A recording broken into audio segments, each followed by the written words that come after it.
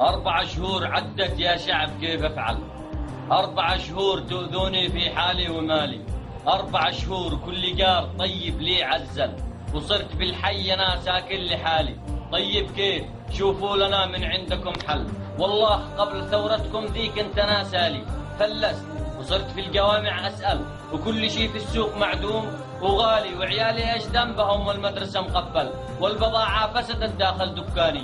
والله ما ادري انا منكم وين ارحل. شوفوا لو بتقبلني حتى الصومال انا وعيالي، بعد 4 شهور شوف الرصيف مكسر. هذا وهي سلميه، والله ما عاد انا داري. احس ان شعب اليمن صار مغفل، وان الحماقه في جيلنا ذا ثاني اكاذيب تنقل للتحريض وتتاول، والكذاب بحجم كذبته ما عاد بالي. صالح بالعالم بالغنى هو الأول، وفي العالم علي صالح شارون الثاني، والشعب مسكين يصدق ما ينقل ويسلموا عقولهم لكل متآمر شراني. كيف؟ قال ارحل. ليش؟ قال ارحل. ارحل عاد شي معاكم خبر ثاني. قولوا لنا هو من ظلم ولا من قتل، قولوا لنا ايش اغتصب من أراضي أو مباني، قولوا لنا انه كفر عشان مثلكم نفعل. هاتوا لنا برهان يخلينا نخرج عن الوالي، هاتوا فتوى صحيحة من شيخ علم تنقل، مش تطبلوا لنا بعد فتوى واحد صيدلاني. لو كان بر كان جلس بينكم هو الأول، ولا الحجر من السائلة والدم من قبيل ثاني. كان جمعكم عند بيته وهامه لا طبل، مش يجمعكم تحت بيتي وقدام دكاني لا عاد أنام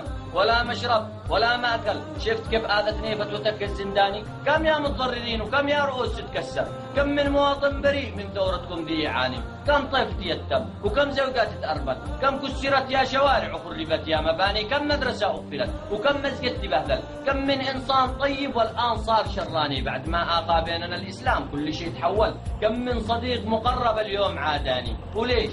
وعشان ايش ذا كله يحصل؟ عشان نخلع رئيس ونبدل رئيس ثاني؟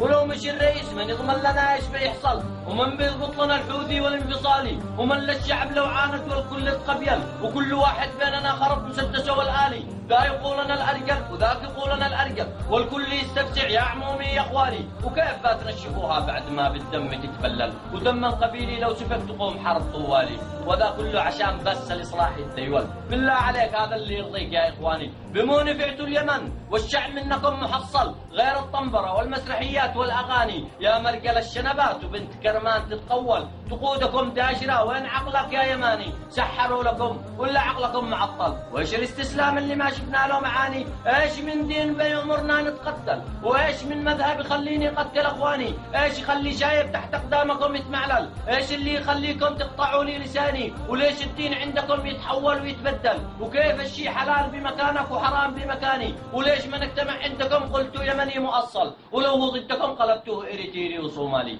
احد يقدر يجاوب يا شعب سؤالي لما اسال؟ يداوي قلبي من الهم اللي اعياني؟ اخاف نختلف وتذهب ريحنا ونفشل، وما يستفيد غير اليهودي والنصراني. والواجب علينا ان احنا نتعقل ونصير مجتمع خير مثقف وعقلاني. والختم صلوا على النبي الافضل اللي امر امته بطاعه الوالي. وسلامتكم.